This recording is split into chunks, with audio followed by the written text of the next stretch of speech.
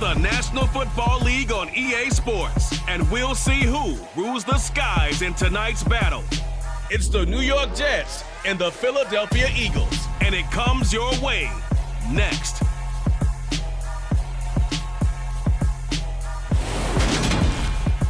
It's the NFL on EA Sports as you take a look there at Lincoln Financial Field in Philadelphia, PA. Coming up, we've got a good matchup on tap between the New York Jets and the Philadelphia Eagles.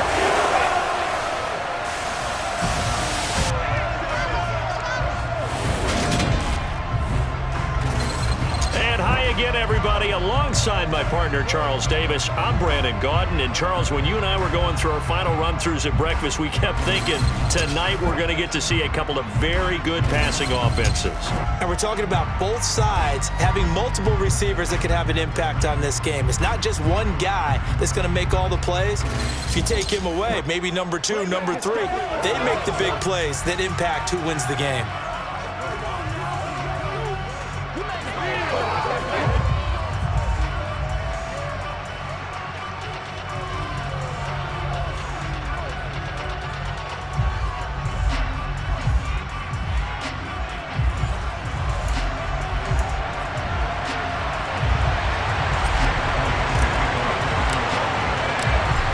Here's the kicker, Jake Elliott, ready to get this one started. And off we go from Lincoln Financial Field.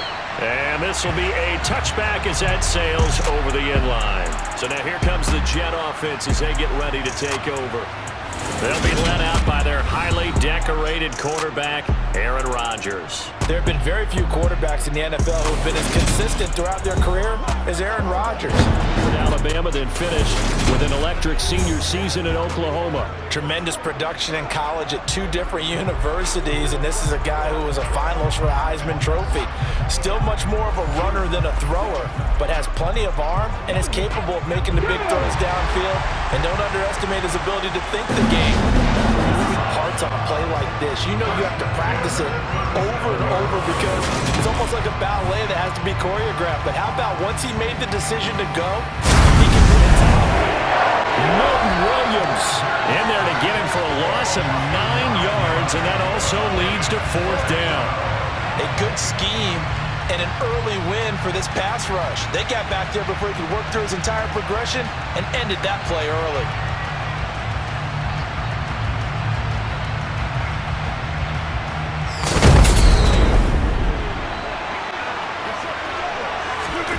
On play action, it's Rodgers.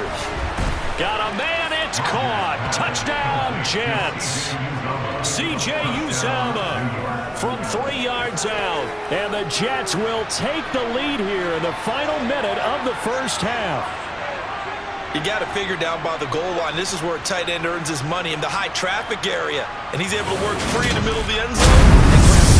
For a Jet touchdown.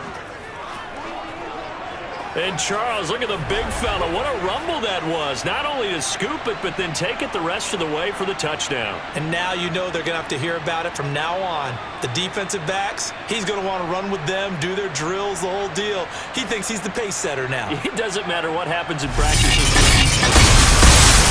Down. So this defense doubling its pleasure there. Remember, they had the fumble return for a score earlier in the game, and now this time an interception return for another score.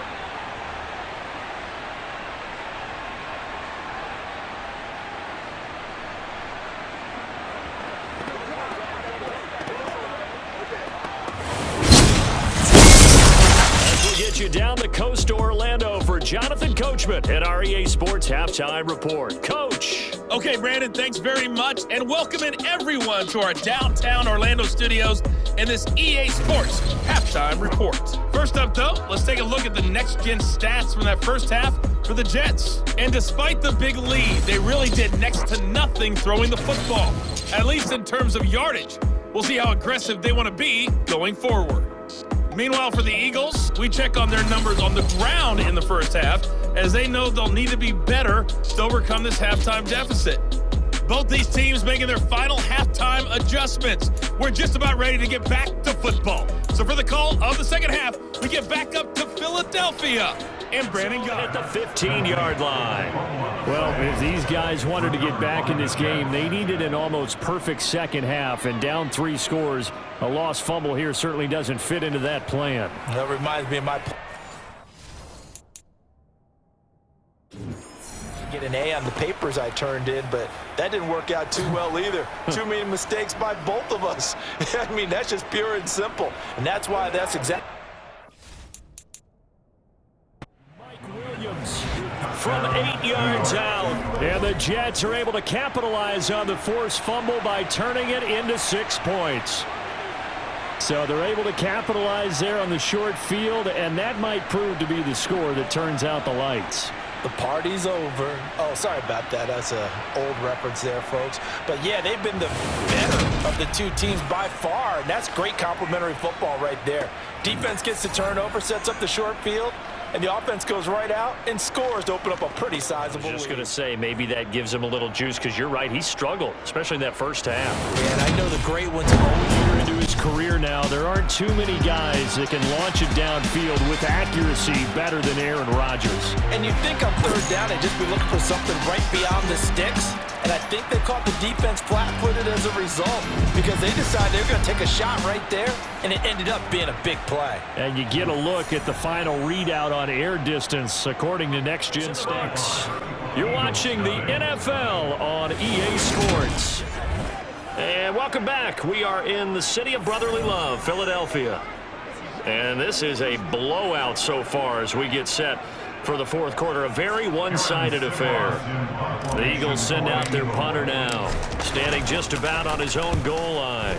And he deserves a bronze leg as he gets this one away. And a fair catch called for and made just inside the 35-yard line. So a change of possession here on the punt. And out will come the offense as they take over. Been here before. They've had 2 opportunities to stop them, so this is demoralizing. They haven't gotten it done. Now you're calling all your blitzes, all your attack defenses, but you're not worried about playing your normal position. You're going to take chances now. Well, you said it. 2 third-down opportunities to get off the field. Couldn't do it, and the clock continues to roll. Down to the 17. 65 yards on the ground for him now as he's done that on 15 carries.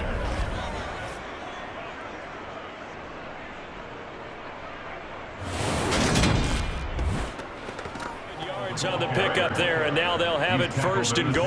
At carries like that, that's how they're going to continue to salt this thing away here, Charles, in the fourth quarter. Yeah, how about that? A new set of downs. Clock continues to move.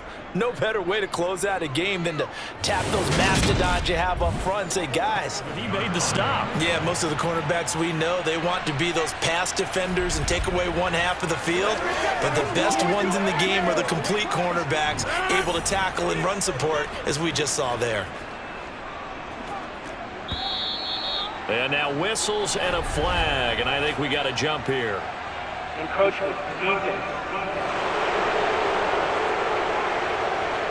Jumping all the way from the outside, maybe getting a little early start in the corner blitz. And the only time it makes sense to get that penalty is exactly as you described. Otherwise, he should never get that penalty.